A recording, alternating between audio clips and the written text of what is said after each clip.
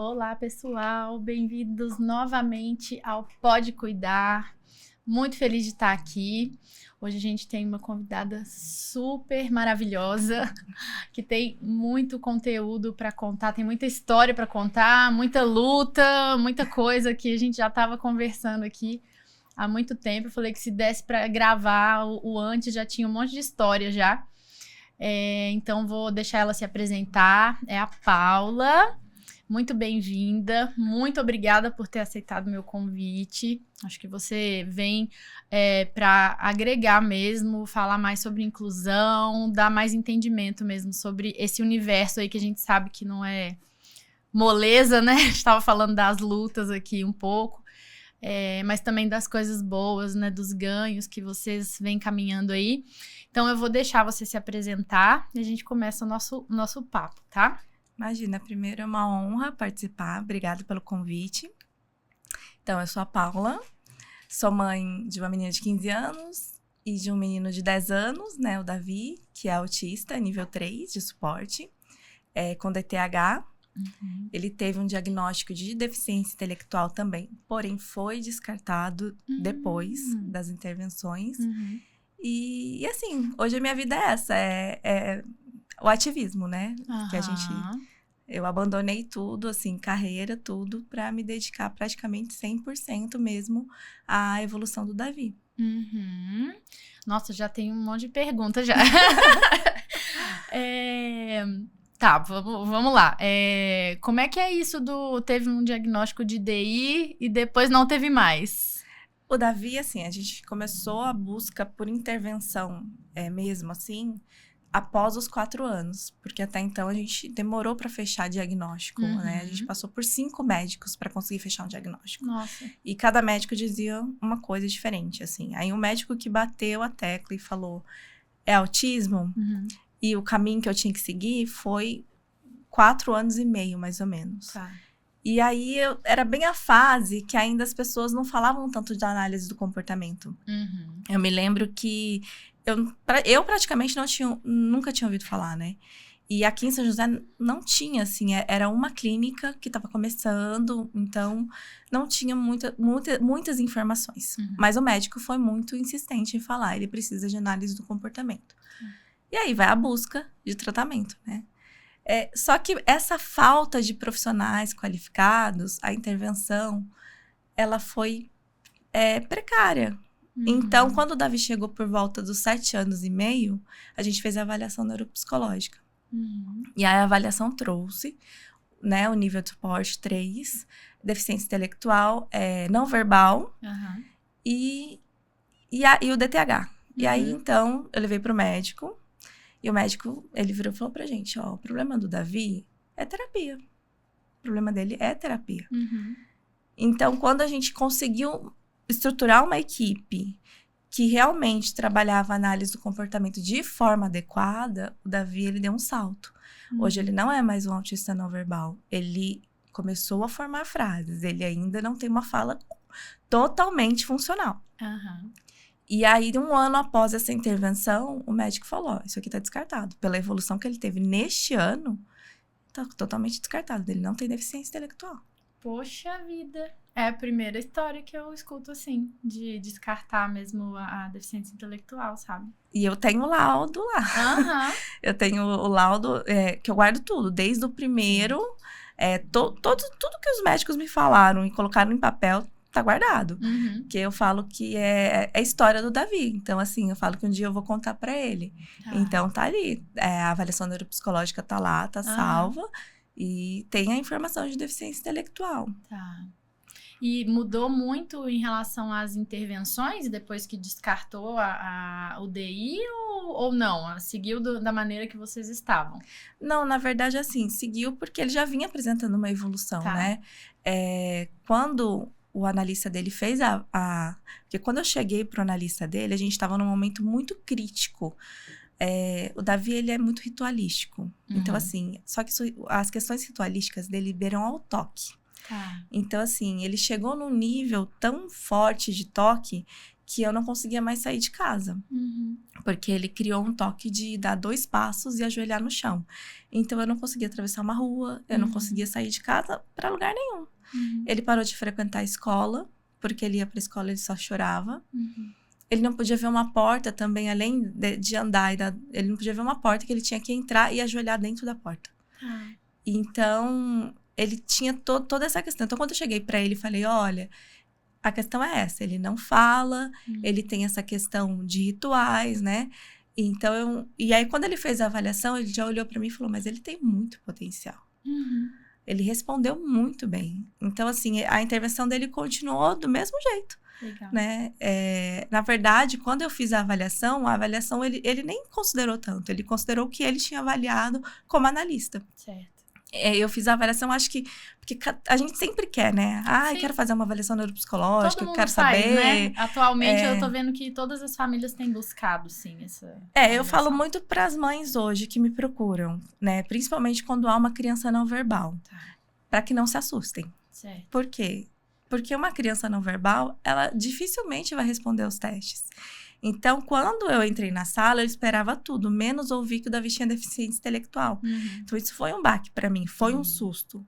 Então, quando as mães às vezes insistem, eu quero fazer a avaliação, eu falo, tudo bem, mas vá preparada. Porque a criança, ela não vai responder mesmo. Dificilmente uma criança que é não verbal e que tem ali atrasos significativos responda aos testes. Então, provavelmente vai dar deficiência intelectual. Porque é difícil de responder, de medir mesmo, né? Sim. Pela falta de resposta, pela ausência da resposta. E depende muito também da avaliadora, né? Certo. Porque ela tem que ter uma dinâmica para trabalhar ali com a criança. No meu caso também, a avaliadora ela não era muito dinâmica, então assim, ela não conseguia, eu até levei AT para conseguir responder algumas coisas e tal. Então, vai muito da avaliadora também, né? Então, eu falo para as mães, querem fazer? Façam. Mas se preparem. Justamente porque, às vezes, a gente assusta com o que a gente ouve. E então, a gente tem que estar preparado para ouvir. Então, esse é sempre o conselho que quando as mães me procuram, quero fazer avaliação neuropsicológica. Eu sempre falo isso. Então, vá preparada para ouvir. E vocês repetiram a avaliação neuropsicológica? Não, assim, eu até questionei o médico. Falei, devo repetir? Ele falou assim, você acha que tem necessidade hoje em dia? Porque, assim, vendo hoje a evolução dele, não faz tanta diferença hoje essa avaliação para mim. Né? Hoje, o que faz diferença é o que ele tem de ganho no dia a dia. Então, eu não quis repetir, assim. Talvez daqui a alguns anos eu queira, né? Talvez para saber. Exatamente, porque inicialmente eu fui fazer porque o Davi é muito inteligente. Então, eu achava que o cognitivo dele era muito bom. Acho que por isso que eu me decepcionei tanto. Certo. Porque aí vem uma deficiência intelectual, porque ele não respondeu os testes. E são coisas que, no dia a dia, ele fazia comigo. Então, isso foi meio decepcionante, assim. Então, eu acho que eu não repetiria, assim, só mais pra frente, talvez, quem sabe. E se houvesse necessidade. Sim. É bem legal você trazer essa experiência sua, porque eu acho que hoje a gente tá com um movimento muito forte, assim, de fazer a avaliação neuropsicológica. Eu tenho visto os neuropediatras pedirem bastante, até para se apoiar no diagnóstico mesmo, né? Eles pedem e talvez em momentos que não são muito adequados a fazer, né? Então, talvez a família tenha que ter também essa noção. Mas é difícil falar assim, mas eu acho que não é agora que eu tenho que fazer. Elas só fazem o que precisam fazer, né? E eu acho que a família fica num lugar difícil também, né? Eu vi crianças, assim, que com 3 anos tiveram o diagnóstico de deficiência intelectual porque fizeram a avaliação. Justamente para o médico fechar o diagnóstico. Só que ela não teve intervenção nenhuma. Certo. Então, como que ela ia responder? Eu acho que quando é um rastreio de autismo, é super necessário, Super, né? Agora, quando você já percebe, né, que nem o Davi, que era um autista clássico, que tinha todas as características e já tinha um diagnóstico, na verdade não tinha necessidade. Eu fiz querendo uma coisa e acabei ganhando outra, né? Certo. Por isso que quando as mães chegam, principalmente na idade que o Davi tem, muitas mães querem fazer agora, que ele já tá mais velho, eu acho que é interessante. eu falo, então vá preparada. Porque se a criança for não verbal, se ela tiver algumas questões ainda que ela não teve uma intervenção, porque infelizmente ainda tem muita criança sem intervenção, então ele não vai responder. Sim. É por isso que eu sempre oriento as mães assim, mas se você quiser, eu falo pra ela, mas se você quer fazer, é uma liberdade que você tem, né? Sim. Eu até brinquei com umas mães, eu falei, aquilo só me serviu pra eu usar contra o convênio. Falei, foi só pra isso que serviu. Porque eu reforçou a necessidade dele ter as terapias. E isso a neuropsicóloga deixou claro. Eu falei, foi a única coisa que acabou realmente aquele laudo servindo pra mim, né? Sim. Legal. E quando você fala assim, algumas mães me procuram e tal, então você tá falando dessa parte que você disse aí do seu ativismo, né? Assim, conta um pouquinho sobre isso, como que você tá atuando aí nessa parte. Eu falo que o meu ativismo é mais no off, né? Tá. Então, assim, eu recebo muitas mães ali mesmo por WhatsApp, no direct. E elas geralmente me procuram, principalmente porque elas sabem o tratamento que o Davi tem. E muito porque viram a evolução do Davi dos últimos anos. Então, elas me procuram sempre querendo orientação de convênio, querendo orientação sobre como fazer alguma coisa, como intervir em casa. E aí, o que eu sempre falo primeira dica que eu dou para todas as mães é estude. Principalmente uma mãe que acabou de receber um diagnóstico, eu falo, estuda. Hoje mesmo eu publiquei um texto sobre isso, porque eu falo, é muito importante a informação pra gente. Eu já ouvi de uma mãe assim, mas eu não sou terapeuta do meu filho. Eu falei, não, você não é terapeuta. E eu não estou falando isso, eu estou falando pra você estudar. Por quê? Primeiro, você precisa conhecer o seu filho. Sim. Você precisa saber como lidar com certas situações. E segundo, vamos ser sinceras, né? Esse mundo, esse universo, ele hoje está cruel. Então, assim, é muito difícil lidar. Existem milhares de terapias surgindo, milhares de coisas surgindo. E promessas, assim, milagrosas. Sim. Então, eu falo para você não ser enganada. Porque eu fui enganada. Então, como eu passei por isso, quando o Davi teve o diagnóstico, tava naquela onda de sair do espectro. E eu comprei isso. Sei. Então, isso foi uma decepção muito grande para mim. Porque eu vi essa inteligência muito grande nele, porque ele sempre foi uma criança muito inteligente. Então, eu falava, não, Davi vai sair do espectro. Davi vai sair do espectro.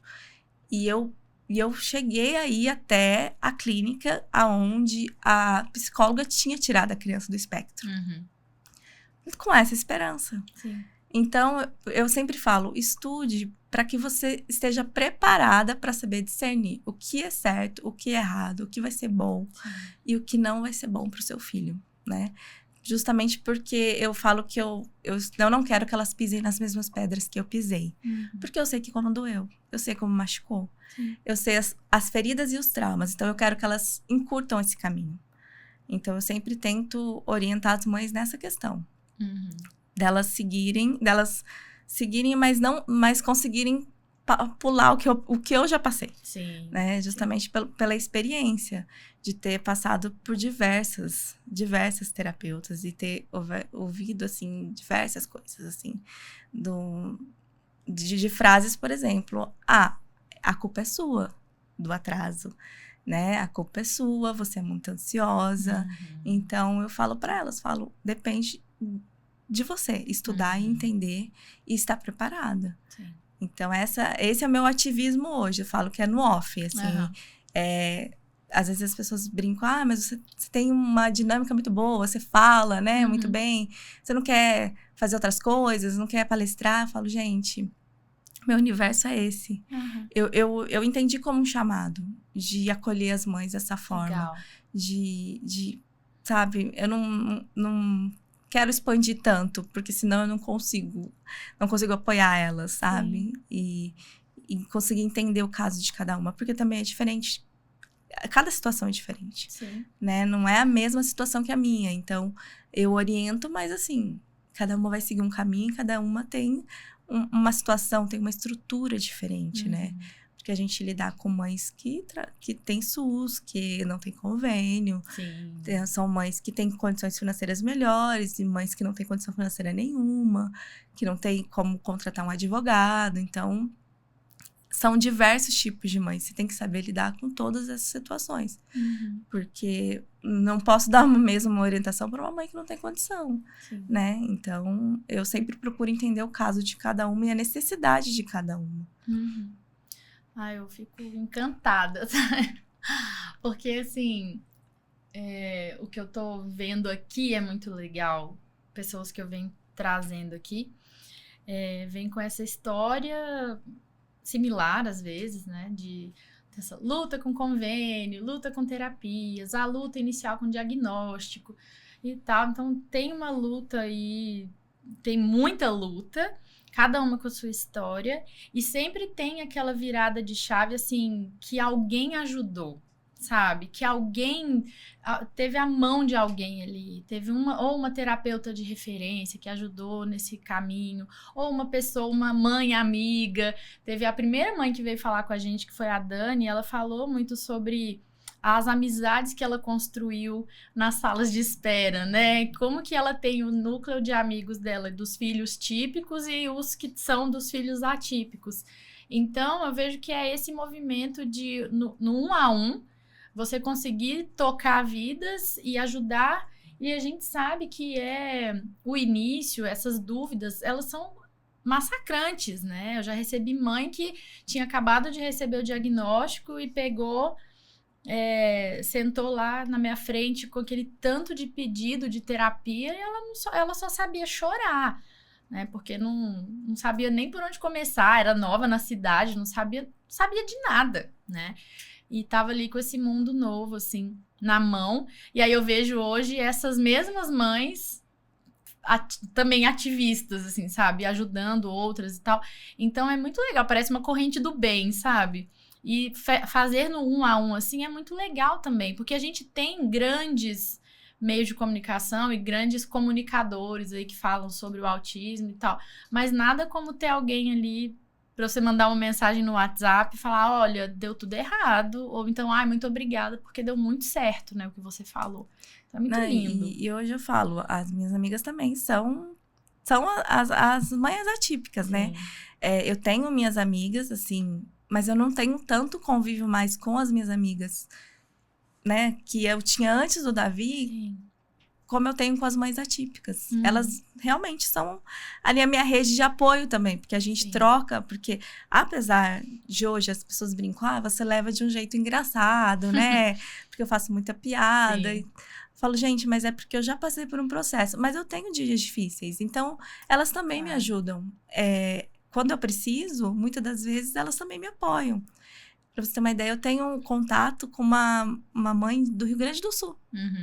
Que nesse processo, né, o filho dela também tem o mesmo nome que o meu, Davi, e ela é psicóloga, mas ela me encontrou no Instagram e a gente começou a conversar e eu comecei a orientar ela e a gente construiu uma amizade muito legal. Inclusive, eu falei com ela ontem. E então, assim, eu conheço pessoas do Brasil inteiro pela internet e a gente troca informações, assim, valiosas, né? E apoios, que é mais importante. Eu acho que, assim, a gente, como mãe atípica, o principal, que às vezes a gente espera, é um apoio. Porque quando eu descobri o diagnóstico do Davi, eu realmente me senti perdida. Porque eu não conhecia uma pessoa. Pois é. Eu não tinha uma amiga que tivesse um filho atípico. E eu sou de uma geração, acredito que você também, Rebeca, que não tinha crianças dentro da sala de aula. Eu já falei isso aqui várias vezes. Então, assim, eu nunca convivi. Sim. A minha única experiência que eu tive com a saúde mental, e aí depois isso para mim veio muito forte, depois do Davi, eu tinha por volta de 24 anos e eu sempre trabalhei dentro da igreja. E eu cuidava do departamento de adolescentes. E eu tive uma adolescente que ficou internada no hospital psiquiátrico, né? Ela teve um problema e ela ficou internada. E aí a gente foi fazer visita para ela. E ela ficou um mês internada. E eram todos os sábados. E aí eu cheguei lá, nesse hospital psiquiátrico, uma uma pracinha. E aí sai todo mundo, né? E ali sai pessoas... Ele faz tanto atendimento do SUS como atendimento particular.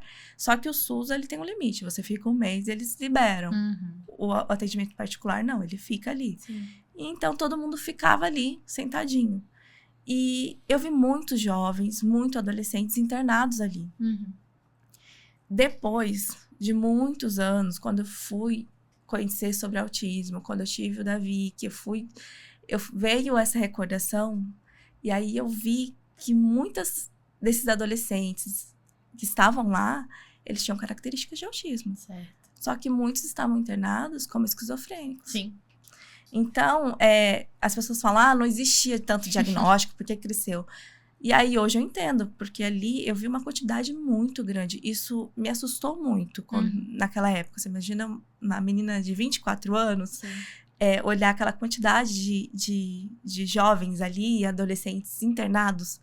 E eu fiquei pensando hoje, como mãe, eu fico pensando, gente, se eu tivesse que deixar meu filho ali, será que eu teria coragem? E eu lembro que uma das cenas que mais me marcou foi que eu tava na mesa com a minha adolescente, e na outra mesa do lado, tinha uma mãe com uma adolescente de 15 anos, ela fazendo a unha da filha dela, e a filha dela com muitas características de autismo, e a psicóloga conversando com ela. E aí, depois eu pensei, eu falei, gente, como deve ter sido difícil para aqueles pais chegarem naquele ponto.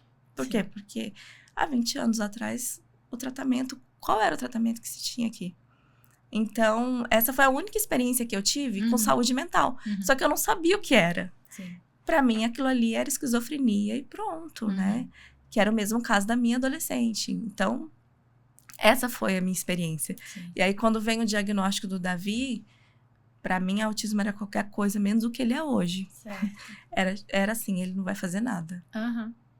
Era a única coisa que eu imaginava. Porque eu não tinha ninguém ali.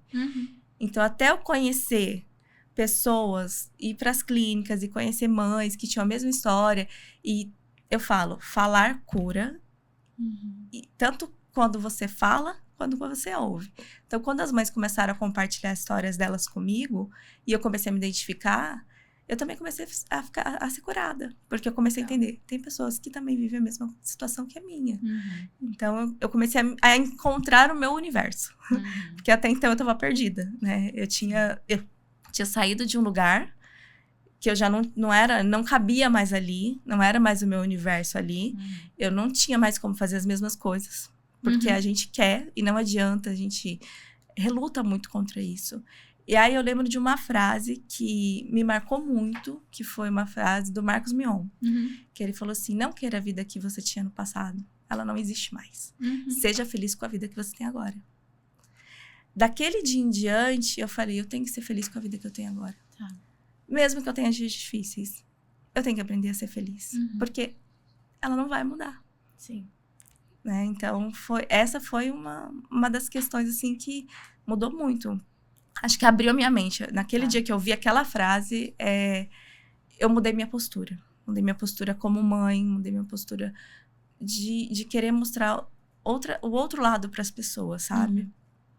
É uma virada de chave que, se não acontece, parece que vai só prolongando um sofrimento ali pela vida perdida, né? Entre aspas. Então, eu vejo esse processo em famílias. E esse processo tem uns que acontecem mais rápido, outros demoram mais. E parece que quanto antes acontecer essa virada, melhor é para todo mundo, né? A criança acaba desenvolvendo melhor, a família consegue abraçar mais coisas, né? Eu vejo isso acompanhando as famílias, né? E assim, eu entendo que cada uma das mães tem o seu tempo. Com certeza. Não julgo. Eu hoje conheço mães que, infelizmente, desistiram do tratamento. Por não encontrar uma rede, por não ver evolução. E eu tenho, inclusive, uma amiga próxima que abriu mão mesmo, assim. E o filho dela tem a idade do meu filho. Então, mas eu entendo o cansaço dela. Eu entendo porque é cansativo. Não é assim, eu brinco, mas eu não romantizo. É uma situação difícil, né? Às vezes eu brinco que a gente vai sair, a gente não vai passear, a gente vai fazer uma expedição. Tá. Por quê? A gente tem que estar preparado para tudo. Pode acontecer, pode dar tudo certo e pode dar tudo errado, né? Então, a gente tem que estar sempre preparado para isso. Você vai num aniversário, pode ser super legal. E pode a criança desregular e você não conseguir ficar 10 minutos. Então, eu aprendi a não me decepcionar com essas situações. Porque eu já tenho que sair de casa preparada. Tá. E eu vejo que tem muitas mães que ainda não estão preparadas, né? Na verdade, eu ainda brinco que eu cheguei numa fase que é assim. No começo, a gente quer ser convidado para os aniversários. Hoje, eu dou graças a Deus quando não convida. Quando você descobre o diagnóstico, seu primeiro medo é esse. Ai, será que ele vai ter amigos? Será que ele vai ser convidado? E, às vezes, eu fico assim, ai, gente, mas eu não queria ir. Mas não é porque eu não queria ir, às vezes é um cansaço e tal, mas eu brinco com isso. E eu tenho amigas que falam, a Paula é o tipo de pessoa que adora ser convidada, mas ela adora mais ainda quando você desmarca de última hora. Então que bom que você veio, né? Que eu não desmarquei nem você, então. Não, elas falam assim, da saída, sabe? De passeios, sim, assim. Sim. Então, mas é porque eu aprendi. Sim. Mas eu tive uma caminhada, né? Pois é, mas o que você acha que te apoiou nessa caminhada? Assim, você falou, né, de uma rede de pessoas, amigas que passaram pela mesma coisa e tal. Tiveram mais coisas que te ajudaram nessa caminhada, assim? Não sei, mas... Eu tive que acordar para a vida, na verdade, assim. Eu confiava demais nas pessoas. Eu sempre confiei demais nas pessoas. Então, se as pessoas falassem, faz isso. Eu ia lá e fazia. E uma das coisas que principalmente, assim, eu tive que acordar é que quando a primeira fono que o Davi passou, ela olhou pra mim e falou que ele não era autista. Então, eu que não entendia nada, falei, nossa, que legal, ele não é autista. Eu dei testemunho na igreja disso. Então, você imagina a situação. Eu contei um testemunho na igreja falando, meu filho teve um diagnóstico, agora ele não é mais. Então, assim, eu tive que realmente despertar e entender. Porque as pessoas me falavam, assim, às vezes eu chegava para uma terapeuta, comprei isso, aquilo que eu vou usar na próxima sessão. Eu ia lá e gastava tudo. Daqui a pouco eu chegava, ela nem lembrava que ela tinha que usar aquilo ali. Então, foi essas situações que eu fui falando, eu tenho que acordar para a vida, eu tenho que entender. E eu fui muito para rede social. Como eu ainda não conhecia muitas mães, como eu falei, o ABA ainda não estava tão forte assim, né? Então, não tinha tantas clínicas, a gente não se encontrava muito. Então, eu fui para rede social. E aí, eu comecei a procurar perfis. E eu falo para as mães, filtrem também. Porque tem diversos perfis. E aí, eu fui aprender sobre direito, eu fui aprender sobre realmente tratamento, eu fui seguindo perfis. E aí, eu fui entendendo algumas coisas. E falei, eu tenho que acordar para a vida. E eu olhei pro Davi e falei assim, olha, se não for eu, não vai ser ninguém. Você é tudo que ele tem, né? A esperança dele sou eu, por mais que ele não fale. Então, se eu não fizer por ele, ninguém vai fazer. Então, nessa hora que eu tive essa virada de chave de entender que se eu não fosse buscar, se eu não fosse brigar, eu nunca fui de brigar, assim, né, como meu marido brinca quando eu chego no convênio, chegou a barraqueira. Eu nunca fui de brigar dessa forma, mas eu vi que se eu não me posicionasse, eu não ia conseguir nada. Então, eu tive que aprender mesmo a me posicionar. E aí, eu comecei a comprar uma briga muito grande com o convênio e lutar por cada coisa, assim. Eu tive uma amiga muito importante, que assim, a gente tava na mesma pegada na época. E eu falo que nós duas viramos FBI, né? Porque aí a gente tinha que descobrir se o terapeuta tinha formação. Então, uma usava a outra. Ela mandava mensagem pro terapeuta, perguntava se o terapeuta tinha formação. Eu pesquisava até perfil na internet, perfil de profissional do terapeuta. E pegava print e mandava. E aí, nisso, nós duas fomos nos fortalecendo. E aí, a gente foi... Aí a rede foi crescendo aos poucos. Aí eu fui conhecendo outras mães. E aí o que ela foi para mim, eu comecei a ser para outras mães também. Mas foi um processo assim, que eu tive mesmo que ter um despertar, assim. Que nem eu falo, tenho dias difíceis? Tem dias que eu choro, obviamente. Tem dias que o cansaço bate, é normal, assim, né? Ainda mais o Davi tem uma rotina muito pesada. Tá. Só que eu coloquei um propósito pra mim, né? Quando eu falei, eu lutei por tudo isso. E eu falei, então eu não posso reclamar. Sim. Eu tenho que agradecer. É cansativo? Mas eu tenho que agradecer, porque ele tem a oportunidade. E como eu hoje vejo muitas mães que não conseguem essa oportunidade, então eu coloquei esse propósito na minha vida, de não reclamar, de agradecer. Agradecer por ter a oportunidade de poder hoje oferecer um bom tratamento para o meu filho. Que não é a realidade de muitas famílias, infelizmente. Na verdade, acho que não é a realidade da maioria mesmo, né? Porque a gente sabe que para conseguir tudo com qualidade tem que entrar na justiça. A realidade hoje é essa, né? Nenhum convênio tem custeado de bom grado, assim, as coisas. Então, você tem que entrar na justiça. E aí é o que você falou. E as pessoas que não podem, não tem como pagar um advogado. E as pessoas que não têm nem perto disso. Quem não tem plano de saúde, como é que fica, né? Como que ficam as pessoas que dependem do SUS? Então, isso é uma discussão, assim, enorme. Eu trabalho tanto na rede privada quanto no SUS também. E eu vejo que é uma luta que, às vezes, as pessoas não têm a menor ideia, né? Não fazem a menor ideia do que é ficar correndo atrás de reembolso, do que é ficar ligando para convênio, fazendo reclamação na ANS. É um universo à parte mesmo. Né? E eu faço parte disso acompanhando famílias e às vezes eu consigo auxiliar de alguma maneira, né? Assim, falando que, olha, uma família fez isso, deu certo, tenta desse jeito e tal. Mas quando as mães se conectam para falar, eu fiz assim, com tal pessoa, desse jeito, tentamos dessa forma e deu certo, parece que é diferente mesmo, né? Então, até quando eu falei sobre fazer esse podcast, a ideia é essa, é que mães tenham voz para dizer assim, gente, olha, eu tô aqui, minha caminhada foi assim, posso ajudar quem precisar, né? Isso é muito legal para mim, tem muito valor, sabe?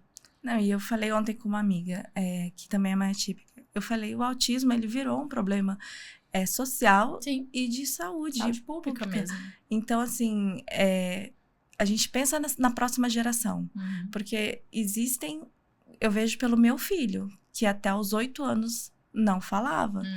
Porque, assim, ele falou, mas ele falava ecolalia. Então, assim, pra mim, no começo, que não entendia, ele fala. Mas ele falava cachorro, au, au, gato, miau. Não era uma fala. Hoje, não. Hoje, ele consegue se expressar. Ele consegue se comunicar. Então, ele consegue falar o que ele quer. Ainda tem muita dificuldade, ainda tem, né, ali... Às vezes, a gente não entende. Ontem, até, a gente tava brincando... Eu ia ter, e ele falou uma palavra, ela falou, ele quer pão com linguiça. E aí, quando o Davi hoje, ele escreve, né? Então, quando ele não consegue falar, ele escreve. E aí ele escreveu, era dispositivo. Ai, meu Deus do céu. Falei, a gente tá entendendo tudo. Então, eu falei assim, eu vejo pelo meu filho, que é uma criança que, com 7 anos e meio, teve esse diagnóstico, e hoje ele está sendo alfabetizado. Ele já não é mais um autista não verbal. Ele fez aulas de robótica. Então, por que outros não têm oportunidade? Isso dói muito. Isso me machuca demais. Sim. Porque eu sei que muitos autistas têm potencial. Infelizmente, não têm acesso. Sim.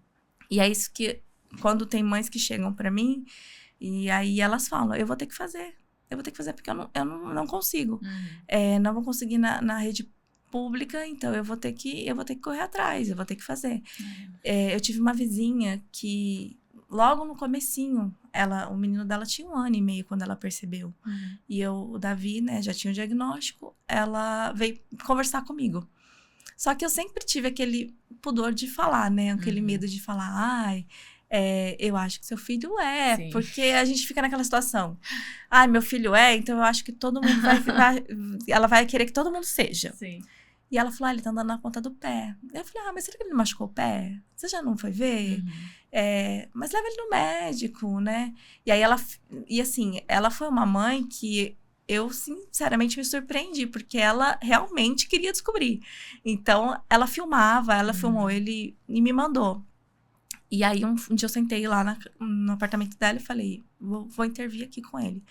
Que eu já tinha feito um curso, sentei, fiz algumas coisas. E falei pra ela, falei, olha, realmente, ele tem muitas características. E aí ela foi pra neuro, a neuro fechou o diagnóstico. E ela se empenhou demais, assim. E aí, na época, eu tava desfraudando o Davi. E aí, as minhas dicas de que eu tava desfraudando o Davi, eu dei pra ela. E aí, eu me mudei e fui, né? Depois de um bom tempo, assim, ela me mandou mensagem. E o filho dela hoje é um nível 1. Ela se dedicou totalmente, porque ele faz um tratamento pelo SUS. Ela se dedicou totalmente. E ela falou assim, mas o meu filho só é desfraudado porque você me orientou.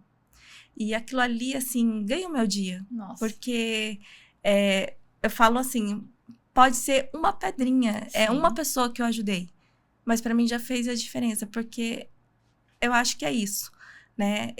Tem mães que chegaram em mim uma época querendo saber informação sobre convênio, falando, é porque as mães do meu convênio não querem passar. Com medo. Com medo, né? E eu falei, não. Eu fiz assim, assim, assim. Eu escrevi e-mail para mães. Eu escrevi, você vai escrever isso no e-mail dessa forma e vai mandar. Então, eu escrevi e-mails para as mães, porque eu falava, gente, eu não posso guardar essa informação só para mim. Eu não posso deixar isso só para mim. Eu não posso ter esse egoísmo, né? Então, eu compartilhei muito e foi essa rede de apoio que eu fui construindo. Então, assim, eu gosto desse trabalho. Isso é prazeroso para mim, sabe? Como mãe, se eu posso falar assim, eu não tenho ego nenhum. Quando uma mãe chega em mim e fala assim, Paula, o meu filho tá falando, é como se fosse o meu. Então, assim, isso para mim não dói. Como às vezes acontece, eu sei que algumas mães ficam às vezes ressentidas. Eu já vi. Até não é por mal. Eu até conversei com uma amiga sobre isso. Eu falei, não é por mal, é por ainda sentir a dor. De falar, poxa, meu filho não fala, né? E fulano tá falando. E eu vejo isso, por exemplo, no meu esposo. Meu esposo era muito assim. A gente chegava nas clínicas, ele falava assim, nossa, mas ele fala. E o Davi não fala ainda. Nossa, mas ele faz isso e o Davi não faz ainda. E hoje não. Hoje o Davi fala, hoje o Davi, né? Então, eu entendo esse lado de sentir, de doer, de machucar, né? E aí é o que eu tento passar para as mães. E eu tento sempre levar uma palavra de confia, vai em frente, não desista, né? Por mais que seja difícil, não desista.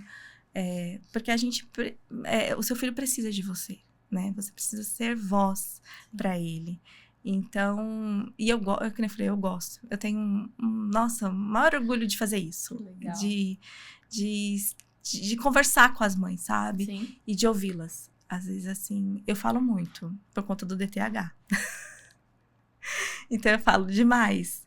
Então, às vezes, eu me policio para deixar elas falar. Porque eu falo, às vezes, mais do que elas, né? E, então, eu tento sempre me policiar também. Mas, eu acredito que é esse o propósito. Eu acho que cada mãe tem um chamado diferente. Tem mães que têm chamados para palestrar, tem mães que têm chamados para serem grandes ativistas mesmo dentro das câmeras e para outros lugares, para congressos, essas coisas e tal. Eu falo que isso não cabe na minha realidade, né? A minha realidade, eu não consigo passar 8 horas dentro de um congresso, não dá.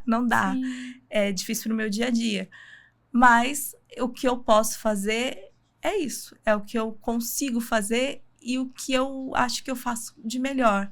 Assim, sabe? É conseguir dar o meu coração para elas. Mas é maravilhoso. Eu sou encantada de verdade com isso. Quando essa missão, assim, toca no coração dos familiares de pessoas com autismo e eles correm atrás de apoiar outros e tal. Acho muito poderoso isso, sabe? É muito poderoso, porque parece que vai contaminando no bom sentido, né? E tem a ver com qualidade de vida, tem a ver com saúde mental.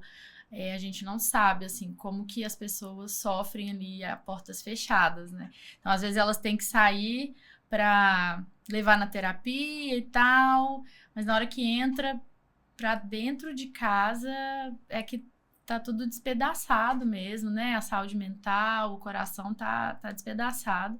E essa questão que você falou de desistir também, né? Parece tão distante para nós, assim, que somos profissionais. Uma vez desistir da terapia, mas acontece, né? Falar assim, chega, né? Não quero mais, eu tenho a possibilidade de fazer a terapia, mas eu não dou conta mais. Como pessoa, eu não consigo mais, né? É muito triste chegar nesse ponto. Então, se você consegue levar um apoio para uma pessoa que seja, né? Uma vida que você tocar ali e que tiver um pouco mais de qualidade, mais dignidade mesmo, isso aí já vale tudo, na verdade, né? E assim, quando eu converso com essas mães que desistiram também, eu consigo entender o lado delas. Com certeza. De entender que, assim, elas cansaram mesmo, Sim. assim. E ao mesmo tempo, eu sei que eu também já cheguei num pico de cansaço. Nessa época que o Davi tava nesse... Que eu expliquei que ele tava nesse momento bem crítico. Sim. Eu cheguei, né? E eu parei a terapia por um mês. Olha eu só. parei por um mês, assim. No final do ano, eu falei, eu não quero mais. Eu falei, eu quero ficar em casa. Eu falei, eu não aguento mais sair. E é porque o Davi, que nem eu falei, contei que ele era ritualístico, assim. Ele chorava porque o sol sumia. Então, porque a nuvem entrava na frente do sol. Então, às vezes, eu tava chegando na clínica, o dia ficava nublado, ele ficava chorando ali na frente da clínica, e a gente não conseguia levar ele pra dentro. Sim. E aí, eu comecei a me cansar, eu falei, eu não aguento mais. E aí, eu parei por um mês.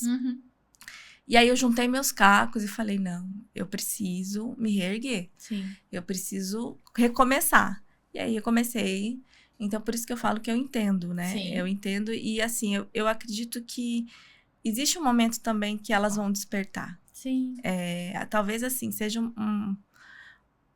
é que, na verdade, o nosso momento no universo do autismo, ele está difícil mesmo, assim. Sim.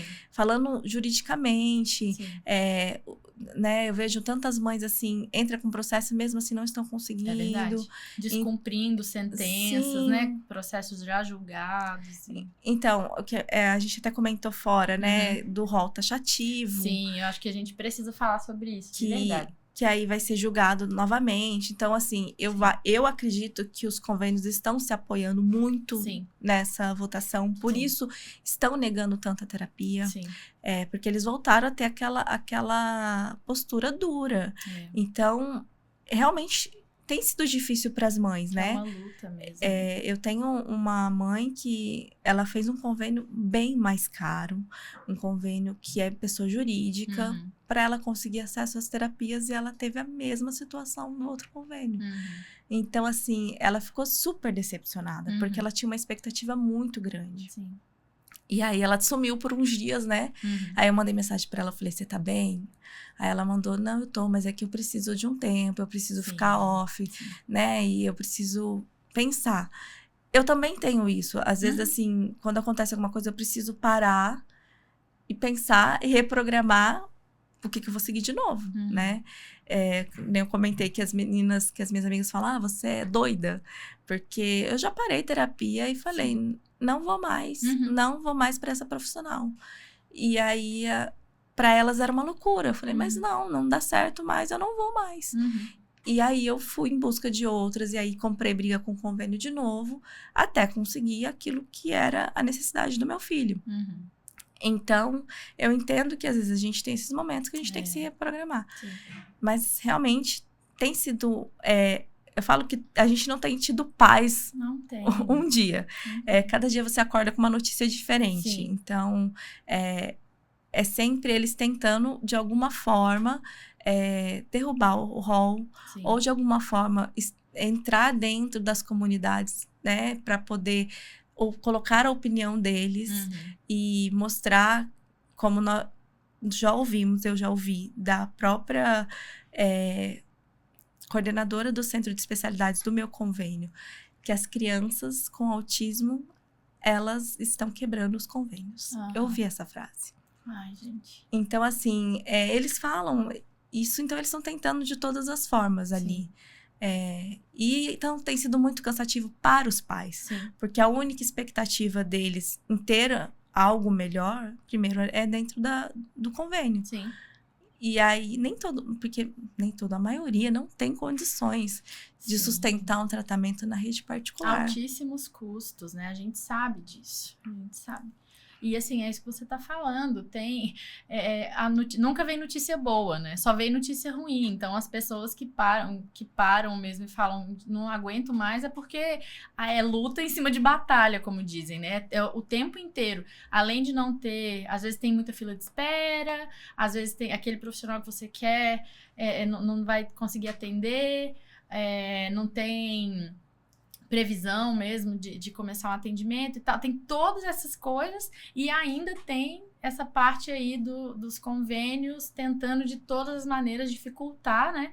Eu vou aproveitar para falar sobre o rol taxativo, que eu acredito que esse episódio vai sair antes da data de votação. Então, a gente vai explicar um pouquinho, gente. É o seguinte, o rol taxativo, ele é uma questão da ANS, né, que é a Agência Nacional de Saúde.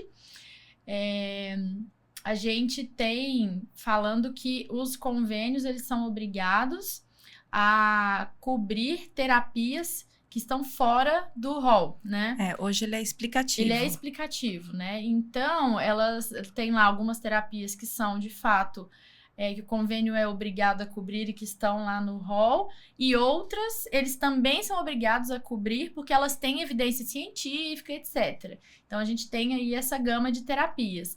E a tentativa, que já é pelo menos a que eu acompanho, é a segunda tentativa de votação, que esse rol agora da ANS seja taxativo, ou seja, as outras terapias que estão fora desse rol, elas não têm que ser cobertas pelo plano.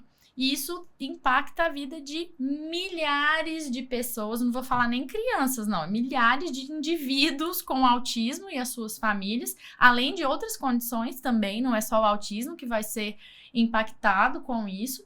Tem um cunho muito financeiro mesmo, econômico, né? Tem a ver com o alto custo mesmo das terapias para os convênios. E vai ser votado no dia 5 de junho. Então, a gente que trabalha nessa área tem feito uma manifestação de assinaturas para que isso seja barrado novamente. Já foi há uns 2, 3 anos atrás, eu acho. Na verdade, ele foi votado e foi sancionado há 2 anos atrás, que Sim. foi antes das eleições, né? Uhum. As eleições foram em 2000 e... Nossa, eu também tô perdida 2022? As eleições? Acho que foi. Então, ele foi sancionado em 2021, que Sim. foi o projeto de lei que leva o nome da filha do Romário. Sim. E foi sancionado naquele ano. Uhum. Eles esperaram passar as eleições e após... A gente achou que ia demorar um pouquinho mais. Sim. Mas após as eleições, eles já começaram a tentar derrubar o rol novamente Sim. e colocar como rol taxativo, Sim. né? Porque já era. Eu lembro que quando eu comecei, o Davi começou... Porque até então, eu não fazia terapia pelo convênio. Uhum. Eu não sabia que eu tinha direito. Uhum. A única coisa que eu fui fazer pelo convênio com 4 anos foi terapia ocupacional. Uhum. E eles liberavam meia hora por semana. Nossa. E eram 20 sessões. Então, assim, 20 sessões no ano. Nossa, Deus. Então, esse era o rol, né? E aí, tinha que fazer um laudo justificando por que ele precisava de mais. Uhum. Então, depois do o rol virar explicativo, Uhum. ele tirou o limite de sessões. Certo, e ampliou Sim. as terapias, né? Então... Sessões, não pode ter limite de sessões, né? Entre outras questões aí. E aí, assim, não é só ali, eles vêm tentando em outras áreas Sim. também. Eles já tentaram, de diversas formas, Sim. reduzir, na verdade, né? E como você falou, não é só o autismo. Existem Uhum. pessoas com UTI home care, Sim. existem com pessoas com doenças crônicas. Então, vai impactar vidas mesmo. Pessoas Sim. que podem perder a vida se o rol voltar a ser taxativo. Sim. Né? Então, e não é só as lutas, que nem eu falo, tem sido difícil, não é só nisso, é na inclusão escolar. Nossa. Eu mesma já tive negativa de escola. Uhum. E E continua acontecendo, mesmo eles sabendo que é contra a lei, eles Sim. continuam negando. Aí você pega uma escola pública com 25 crianças na sala, 5 de inclusão, e uma lei estadual falando Agora, que pode né? ser um apoio para 5 autistas. E acabou de sair também essa, né? Essa é recente também. Então, assim, a gente já sabe que uma pessoa com um autista já é difícil, imagina Sim. uma para 5. Sim. Então, assim, por isso que eu falo que tem sido muito difícil para as famílias. Sim. Eu tenho visto isso diariamente, as mães, porque antes a gente tinha uma questão assim, a escola, principalmente em São José, que tinha uma rede pública muito boa. Sim. Então, as mães sempre falavam assim, não, eu quero que meu filho vá para a rede pública, né, porque na rede pública tem apoio. Geralmente, a gente tinha problemas e dificuldades no estado. Uhum. E hoje, não. Hoje se expandiu. A dificuldade tá em todas, né? Tá em todas, assim. Tem apoio para crianças a partir do 1º ano. E não são mais estagiários. São qualquer pessoa. Sim. Então, assim, qualquer pessoa que quiser ser apoio, ela se candidata e vai. Uhum. Ela não precisa ter conhecimento nenhum. E a gente sabe que a lei Berenice Piana não é essa. Certo. Agora, para as crianças que estão na educação infantil, não tem essa questão do apoio. Uhum. É só o nível 3 que ele tem apoio. Uhum. E a gente sabe, por mais que se fale, autista nível 1, eu falo que nível 1 não é leve do jeito que se fala, né? Eu vejo autistas nível 1 com dificuldades muito grandes de adaptações, principalmente por rigidez. Uhum. Porque eles são muito rígidos. Então, assim, eles acabam ali tendo crises muito fortes. Então, assim, tem sido muito difícil para as famílias lutarem em todas as áreas. A dificuldade tem sido geral, né? A gente tem enfrentado anos, assim, bem difíceis. Sim. Então, por isso que eu entendo muito o lado dessas mães, assim, né? Eu sei. Eu acho que bem legal a gente trazer esse ponto e falar assim, vocês têm gente do lado de vocês, sabe? A gente tá junto. Estamos lutando pela mesma causa, profissionais que se engajam muito nisso, então eu não tenho uma criança atípica, mas eu amo essa causa, eu trabalho por isso. Então, o máximo de apoio que a gente consegue dar, visibilidade também para as causas, né? Para isso, a gente faz o que dá para lutar contra isso, né? Inclusive, assim, eu queria depois, até que eu vou colocar também lá no link no Instagram do podcast, no meu Instagram e tal, a gente podia fazer esse movimento também, de colocar o link lá do abaixo-assinado para que mais pessoas assinem e tal, para chegar lá na data do hall com maior visibilidade, a gente fala mais sobre isso, né? Mas não é só isso, é o que você falou, né? E, então, por isso que eu falei, né? A minha iniciativa é muito essa, de falar assim, gente, inclusão, todo mundo... É aquela história, né? Que do dia 2 de abril, todo mundo fala sobre inclusão e tal. Tá bom, gente. Que bonitinho as escolas, tudo colorida, ou então tudo azul, né? Cheio de fitinha e tal. E o resto do ano, o que é que vocês estão fazendo, né? As clínicas também, que a gente sabe que tem clínica que tá fazendo um péssimo trabalho. Então, assim, muita clínica fala disso, visibilidade e tal, e depois continua fazendo um péssimo trabalho. Então, assim, é para tirar mesmo, quebrar essas barreiras e a gente fazer a inclusão de verdade, né? Mas eu sei que nossa, é puxado, né? O que eu gosto de frisar para os pais é que, assim, mas tem um caminho. Uhum. Então, assim, porque a gente tá falando aqui, acaba assim, vai desesperançar todo mundo, né? Nossa, de jeito nenhum. A ideia é o contrário, Tem um caminho. Sim. Tem um caminho. Tem gente querendo fazer, sim. né? E nós, pais, também, eu falo, estude para entender. Sim. Hoje eu consigo entender, eu já consigo, quando eu vou levar, às vezes, para o analista dele, eu já levo, olha, aconteceu isso, mas eu acredito que o gatilho foi esse. Legal. Por quê? Porque hoje eu já consigo. Esses dias eu postei até para as mães, falei, gente, vocês que estão começando, uma dica. Anota tudo. Legal. Anota que seu filho comeu uma coisa diferente, anota. Uhum. Sabe por quê? Porque você não sabe o funcionamento do seu filho. Sim. Então, às vezes, uma bala pode ali causar alguma questão. Então, assim, quando eu comecei a notar isso, porque eu lembro exatamente quando o Davi, a primeira vez que ele ficou doente mesmo, assim, ele foi tomar corticoide e foi tomar antibiótico. E aí eu cheguei na farmácia, a farmacêutica olhou pra mim e falou assim, nossa, ele vai capotar. Porque isso aqui dá sono. Foi o contrário. Parecia que eu tinha dado energético pra ele. Então, eu comecei a entender que coisas pra ele, hoje, por exemplo, ele não usa corticoide. Por quê? Porque a gente já sabe, e o próprio médico dele, pediatra, já indicou que o corticoide pra ele não é a melhor questão. Só que pra eu entender isso, foram anos. Sim. Então, eu falo, anotem, conheçam seus filhos. Porque vocês conhecendo, você vai conseguir entender, né? Às vezes, que nem falei, tem mãe que falou, eu não sou terapeuta. Mas a gente aprende, querendo ou não, fazer uma análise funcional. Sim. Porque a gente vivencia o dia a dia. Sim. E aí, por isso que eu deixo claro para as mães, tenham um caminho, tenham esperança. Porque um dia eu achei que, na verdade, eu não só achei, eu ouvi, né? Da primeira neuro que eu passei do Davi, é assim, ele não vai sair desse lugar. Ele não vai. O meu marido virou pra ela e falou assim, mas você acha que ele vai evoluir? Ela virou e falou assim, do jeito que ele tá? Ele tinha 4 anos. Ele vai continuar assim pra sempre. Nossa. Quando eu saí de lá, eu virei e falei assim, ela me deu uma condenação.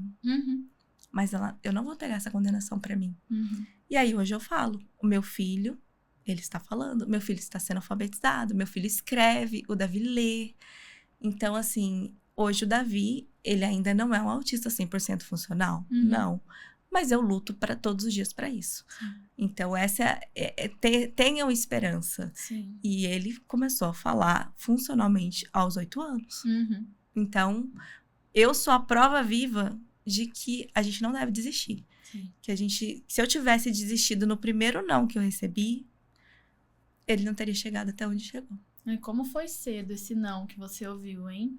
4 aninhos já falando assim, pronto, aqui acabou a história de todos vocês e que coisa. Eu tive, assim, uma sorte de ter encontrado um médico que mudou essa visão, né? Sim. Que virou pra mim e falou, não, vamos fazer. Eu lembro da frase dele, porque, assim, o meu marido era contra a análise do comportamento.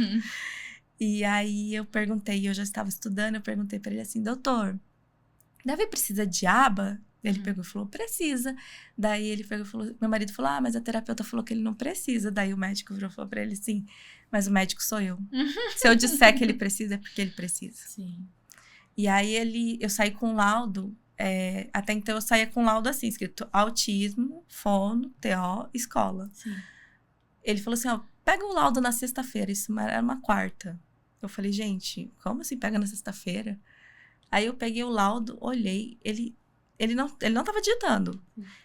Quando eu olhei, ele escreveu tudo o que eu falei. E atrás tinha tanta terapia que eu não sabia nem o que era. Eu não sabia o que era T. Eu estava começando a estudar sobre análise do comportamento. Então, ali foi aonde ele me deu uma primeira direção. Aquele médico também foi um ponto que mudou, assim, praticamente o destino do Davi, vamos dizer assim. Legal. Porque foi ele. E aí, a insistência dele com a análise do comportamento foi que me fez seguir nesse caminho. E aí foi também uma virada no desenvolvimento também, Sim. né? E a gente vê um movimento enorme contra a análise do comportamento aqui no Brasil, né? Uma desinformação muito grande sobre isso. Então, eu acho que eu ligo muito para quando foi nessa época. Sim. Porque um vídeo que eu vi, inclusive, de uma pessoa muito conhecida aqui em São José, que tem uma clínica, era ela falando como ela tinha tirado a fala do filho dela. E era de uma forma muito forçada. Sim. Que, assim, ela pôs tudo em cima e enquanto ele não falou, ela não deu. Então, assim, tinha um preconceito muito grande. Sim. Só que a análise do comportamento não é isso. E aí, quando as pessoas vão entender a fundo, vão estudar de fato, como eu fui, né? Eu falei, eu preciso saber. Eu sou daquela, eu preciso testar, né? Eu preciso saber se realmente não é isso. E aí eu fui estudar.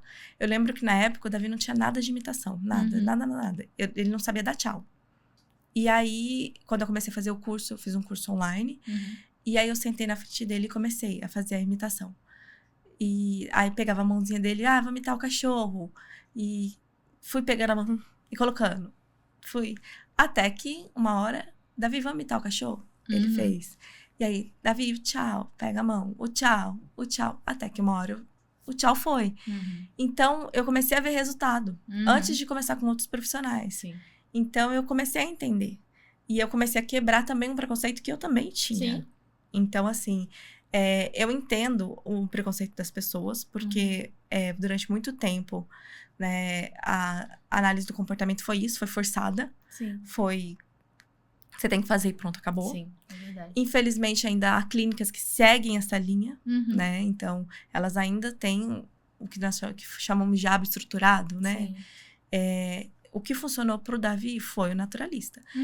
Eu já enfiei o Davi 8 horas dentro de uma clínica e eu não tive resultado. Sim. Quando eu levei ele para um ambiente natural, foi a hora que ele evoluiu.